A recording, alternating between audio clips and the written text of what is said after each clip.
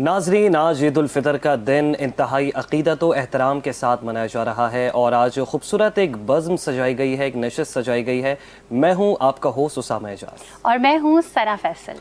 नाजरीन, पूरे महीने माह रमज़ान में जिस तरीके से इबादत करते हैं और तक़वा किया जाता है, उसका तोहफ़ा हमें ईद उल फितर के सूरत में जो है अल्लाह रब्बुल इज़्ज़त अता करता है।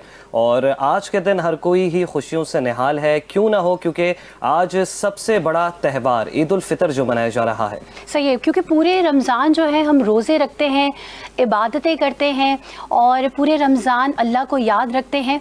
और जब हम रोज़े रखते हैं तो हम रोज़ों में कोशिश करते हैं कि सिर्फ भूख प्यास का रोज़ा ना रखा जाए, बल्कि अपने गुस्से पे भी काबू पाया जाए और जो दुनियावी और दीनी मामलात हैं उनको भी पूरा किया जाए। तो उसके बाद इनाम के तौर पर ये ईद हमें मिलती है, जिसको हम इंतहाई जोशो खरोश से बनाते हैं।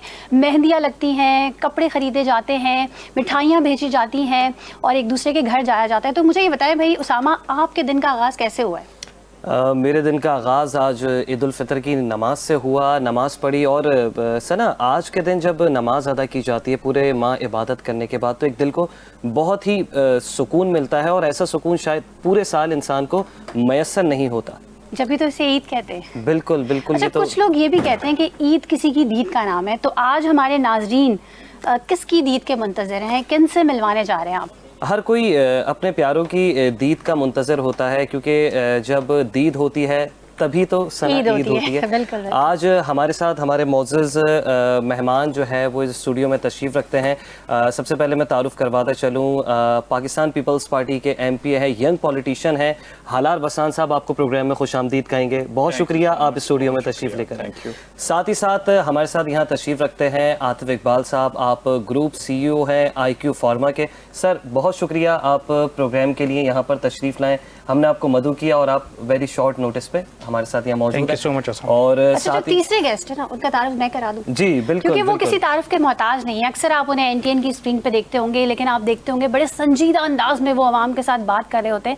लेकिन आज हम उनकी दूसरी ज़िंदगी भी जानने की कोशिश करेंगे कि ये जो एक संजीदा सा खौल उन्होंने चढ़ा के रखा हुआ है, क्योंकि करंट अफेयर के एंकर्स तो आपको पता है बड़े सीरियस होते हैं। आप भी करंट अफेयर होस्ट करते हैं, आपको पता है। तो जो हमारे तीसरे होस्ट हैं उनको NTN की स्क्रीन पर आप देखते रहते हैं और मेरे बहुत फेवरेट है। हाँ, अब आपने फेवरेट कह दिया, अब इंट्रोडक्शन भी आप करवाएं। हमारे साथ मौजूद हैं हमारे को एंकर हैं अली सरवर साहब। अली सरवर साहब, बहुत शुक्रिया आप भी इस बज़्म में तशरीफ़ लेकर आए। सबसे पहले मैं चाहता हूँ कि आगाज़ ही आपसे किया जाए। माशाल्लाह, आज ईद मनाई जा रही है, किस तरह से मनाते हैं ईद? और क्योंकि पहले तो एक लाओबाली अंदाज में ईद मनाई जाती थी, अब प्रोफेशनल लाइफ बाकायदा तौर पर शुरू हो चुकी है, आपकी भी हम सब की भी। आपकी हमसे कुछ अरसा पहले शुरू हो गई थी, तो आप बताइएगा पहले की ईद में अब की ईद में क्या फ़र्क है? जी पहले तो आप अस्सलाम वालेकुम और नाज़रीन को भी, देखने वालों को भी, आपके सबको, पूरे पाकिस्तान को, बल्कि आलम इस्लाम को, जहाँ जहाँ हमें देखते हैं सुनते हैं लोगों, सबको ईद की ढेरों खुशियाँ मुबारक। और जहाँ तक आपने कहा, तो इस बार मुझे लगता है कि सबसे जो ईद जिसे कहते हैं वो तो मेरे ख्याल निहाल हाशमी साहब की होगी, क्योंकि ईद से कुछ दिन कबल ही उनको बना दिया गया गवर्नर सिंध। अच्छा, हमारी ईद तो मर्दों की तो खैर क्या, ईद नमाज़ पढ़ी और घर आ गए, उसके बाद तो सारा जो काम होता है वो ख़वातीन का होता है। ज़ाहिर है, पकवान और ये सारी चीज़ें, फिर उसके बाद मिलना जुलना, गेस्ट आ रहे होते हैं घर में, और या हम किसी के यहाँ गेस्ट बनकर जा रहे होते हैं। और आपको भी ये पहली ईद, बल्कि आप चूँकि आज जिस कुर्सी पर बैठे हुए हैं वहाँ पूछा नहीं जा सकता, वरना मैं आपसे पूछता कि चूँकि आपकी नई नई माशाल्लाह शादी हुई है, तो आपका असल तो हम तो बहुत पुरानी ईद हो गई, इनकी भी यकीनन, बाकी लोगों की भी। देखिए उसामा, आपने नोट नहीं किया, जो एंकर होता है ना वो हमेशा जब गेस्ट भी जाता है ना वो एंकर बन जाता है। या आप देखिए, आपसे सवाल आ गया अब कि भाई भाभी को आप खुश करके आए इधर के नहीं आए? हाँ बिल्कुल, उन्हें खुश किया है, जब तो यहाँ पर मौजूद है। तो खुश करने में मतलब क्या, ईदी दे खुश कर किया आपने? जिस तरीके से रमज़ान की ख़रीदारी। अच्छा, क्योंकि बहुत सारी चीज़ें आती हैं रमज़ान की ना, ईद की ख़रीदारी में क्या किया? हाँ, तो रमज़ानों में ईद की ही तो ख़रीदारी होती है। तो जैसे तमाम ख़वातीन को पसंद होती है चूड़ी, मेहंदी, ये तमाम चीज़ें, तो ये तमाम तर चीज़ें तो पहले से ही जो है वो एक बैकअप तैयार कर दिया था। आज के दिन देना होता है एक भारी सा लिफाफा, तो वो लेकर आए, वो देते हुए आए, वरना फिर घर से बाहर एंट्री मिलती नहीं। ठीक है, ज़बरदस्त ईद मना रहे हैं, इसका मतलब आप। बिल्कुल बिल्कुल। आतिफ साहब, आप बताइएगा ईद का दिन किस तरह से गुजार रहे हैं, कैसे ईद सेलिब्रेट कर रहे हैं? जी, इस बार ईद जैसे कि सबके सामने ही है हालात, आजकल के जो हालात थे पिछले रमज़ान में पूरा, तो दुआ करते रहे सब लोग मुसलमानों के लिए। और ये थोड़ी इस बार मैं समझता हूँ कि सादगी के साथ ही ईद मनाई गई है। ज़ाहिर है कि घर पे तो बच्चों के साथ और लोगों के साथ जिस तरह ईद बनाते थे उसी तरह बनाई जा रही है। जैसे पहले जाते हैं, सुबह जाके नमाज़ पढ़ी और उसके बाद आकर सब इकट्ठे बैठते हैं, फैमिली गेट टुगेदर होता है, लेकिन थोड़ा सा इस बार सादगी के साथ की जा रही है। उस तरह मैं समझता हूँ कि हमारे घर में तो नहीं है उस तरीके से। हालार साहब, आपके जाने पाएंगे। सबसे पहले तो आपको ईद उल फितर की ढेर सारी मुबारकबाद। Thank you. यंग पॉलिटिशियंस हैं और आपके गोल्स भी जो हैं वो इस वक्त जो इनोवेटिव दौर चल रहा है उसके ऐन मुताबिक हम देखते हैं, आपकी परफॉर्मेंस भी देख रहे हैं। आप बताइएगा, बचपन की ईद में अब की ईद में क्या फ़र्क है? अब तो जिम्मेदारियां बहुत सारी आपके कंधों पर आ चुकी हैं, तो किस तरीके से सफ़र जारी रखा हुआ है? देखें, आप सबको पहले ईद मुबारक।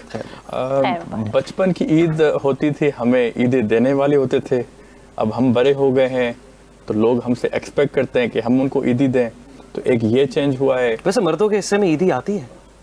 पहले मिलती थी ना, जब हम बच्चे होते थे तब देते थे, हमें पेरेंट्स भी देते थे, तब हमें अंकल्स भी देते थे। अब तो हम कोई नहीं देता, और जो लोग आते हैं वो हमसे उल्टा लेके जाते हैं। तो वो मिस करते हैं वो जो दौर था जिसमें आपको ईदी मिला करती नहीं थी? नहीं नहीं, बिल्कुल नहीं। मुझे अच्छा लगता है देने में जो मज़ा आता है वो लेने में मज़ा नहीं आता। उनका जो न्यूज़ पढ़ने का अंदाज है, उनकी जो पिच है, जो फ्लो है, मुझे सबसे ज़्यादा पसंद है। मैं अक्सर उनसे जिक्र भी करता हूँ तो वो कहती है नहीं आप तो ऐसे ही कह रहे होंगे, दिल रखने के नहीं बोल रहे होंगे। इरफा इस वक्त हमें प्रोग्राम में ज्वाइन कर चुकी हैं। इरफा, बहुत बहुत ईद मुबारक। Thank you so much Usama, आपको भी ईद मुबारक। सना, आपको भी ईद मुबारक। खैर मुबारक जी। तो सना, आप बहुत प्यारी लग रही हैं, बहुत प्यारा कलर। आप भी बहुत प्यारी लग रही हैं, आप दोनों बहुत अच्छे लग रहे हैं। और हम सारा टाइम जो है वो स्टूडियोज़ में गुजारते हैं, तो इस तरह के सेट पे आके जिसमें ज़ाहिर है खुशी का मौका है और आप लोगों से मिलना, तो ज़ाहिर है ईद का मज़ा जो है वो दुबारा हो जाता है। कहते हैं खवातीन में बड़ी जेलसी होती है, लेकिन ये देखें ये कॉम्प्लीमेंट हमने ही एक दूसरे को दिया। यहाँ बैठे हुए मर्द हज़रात हैं, इन्होंने एक दूसरे को कॉम्प्लीमेंट नहीं दिया। नहीं, ये तो शर्मा रहे हैं, वरना जिस तरह माशाल्लाह उसामा तारीफ करते हैं लड़कियों की, माशाल्लाह मशहूर है इस बारे में। अच्छा, लेकिन अभी तो हमने ना उसामा से एक सवाल भी नई शादी हुई है। हाँ, वो उसी शादी के हवाले से उसामा पहले जवाब तो दे दें उसका। जो ब्रेक पे जाने से पहले हमारे नाज़रीन मुंतज़िर हैं कि आपने जो है वो अरेंज ही मैरिज क्यों की? क्योंकि जब मेरी स्टूडेंट लाइफ चल रही थी, पहले ग्रेजुएशन किया मैंने कराची यूनिवर्सिटी से, उसके बाद डबल मास्टर्स किया, तो इस पूरे टेन्योर में मेरी वालदा पूछती रही, बेटा कोई पसंद है तो बता दो। मैंने बोला कि मम्मा मुझे मौका नहीं मिलता इन सब चीज़ों का, क्योंकि असाइनमेंट्स, थीसिस, ये वो सब, उसमें इंसान बेचारा फंस के रह जाता है। तो एट दी एंड वालदा ने बोला कि भाई मैं अपनी तरफ से कोई इंतखाब कर सकते हो। मैंने बोला ठीक है, चलें आप कर लें। अब जब वालदा ने इंतखाब किया तो मैंने सही है। तो जब वालदा ने इंतखाब किया या जो प्रोसीजर चल रहा था, तो उसमें कितना टाइम लगा, कितनी पिक्चर्स आपने बोला नहीं ये नहीं ये नहीं ये नहीं? नहीं, मैंने आज तक कोई पिक्चर्स देखी नहीं थी, क्योंकि शादी करने के मैं मूड में नहीं था। चलो पढ़ेंगे आगे, MPhil PhD वगैरह भी करेंगे, लेकिन वो जैसा इंसान चाहता है। अच्छा नहीं सना, इन्होंने कुछ तो देखा होगा ना। हाँ। ये तो पूछे, कुछ तो देखा होगा, ऐसे थोड़ी देखा था वो बताए ना। मैसेज में बात हुई होगी, नहीं, मैसेज पे बात हुई ना कुछ हुआ, बस। पहली बार कब देखा था? पहली बार मैंने देखा था निकाह वाले थे। सीरियसली आज के दौर में भी ऐसे लोग होते हैं जो जिंदगी का इतना बड़ा उससे पहले डिस्कशंस हमारी चलती रही, क्योंकि इरफा भी तमाम तर चीज़ों से वाकिफ हमारे साथ शेयर करते रहते थे, जाहिर सी बात है, बैठते थे साथ, न्यूज़ कर रहे होते थे। तो ये है कि इस तरह की डिस्कशन पर्सनल लाइफ की चलती रहती है। जाहिर है रोजाना जिनसे मुलाकात हो रही होती है वो आपके को एंकर्स ही होते हैं, और इरफा ने बड़ा साथ दिया। बाकी जो रोजाना की बात हो रही है ना, तो उस पर इरफा कितना हेक्टिक हो जाता है कि न्यूज़ भी करनी है, यानी ड्यूटी भी करनी है, और फिर ईद भी मनानी है, रिश्तेदारों को नाराज़ भी नहीं करना। कैसे आपकी ईद कैसे और सोशल मीडिया पे इरफा को एक्टिव रखना है, और पाक भारत जंग के दौरान या पाकिस्तान और अफगानिस्तान वॉर के दौरान जिस तरीके से इरफा को हमने एक्टिव देखा, मतलब एक अलग ही पर्सनैलिटी इरफा की निखर कर आई है, और इनकी वीडियोस जो है वो बहुत सारी जगहों पे तहलका भी मचा रही होती है। अच्छा, असल में सोशल मीडिया का तो ये है कि आप समझे कि वहाँ पर आप खुल के इजहार कर सकते हैं, ठीक है। कुछ इदारों में बहुत लिमिटेशंस होती हैं, आप खुल के बात नहीं कर सकते, लेकिन जो सोशल मीडिया है वो आपको आज़ादी देता है, आप अपनी तरह से अपने तरीके से बात कर सकते हैं। अगर आप एज एन एंकर बैठते हैं तो आपको एक लिमिटेड तरीके से बैठना है, कुछ रूल्स एंड रेगुलेशंस हैं जिनको फॉलो करना है, कुछ ऐसी बातें हैं जो आप नहीं बोल सकते हैं, या उस अंदाज से नहीं बोल सकते जिस अंदाज से आप सोशल मीडिया के ऊपर बोल लेते हैं। तो उसके ऊपर आप समझ लें कि सोशल मीडिया के ऊपर मैं खुल के एक्सप्रेस कर सकती हूँ जो भी मेरे दिमाग में चल रहा है, जो मेरी थॉट्स हैं। तो इस वजह से मैं ज़्यादा जो है सोशल मीडिया के ऊपर एक्टिव रहती हूँ।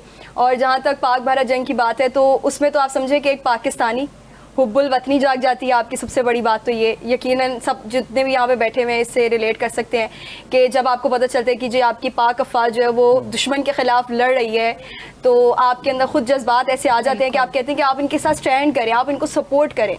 तो वो चीज़ भी है, कुछ फ़ौज का खून भी है, कुछ ठीक है, बैकग्राउंड भी कुछ बोलता है। बैकग्राउंड ऐसा है, तो आप समझ लें कि फिर वो चीज़ बढ़ जाती है जब इस तरह के मौके होते हैं तो।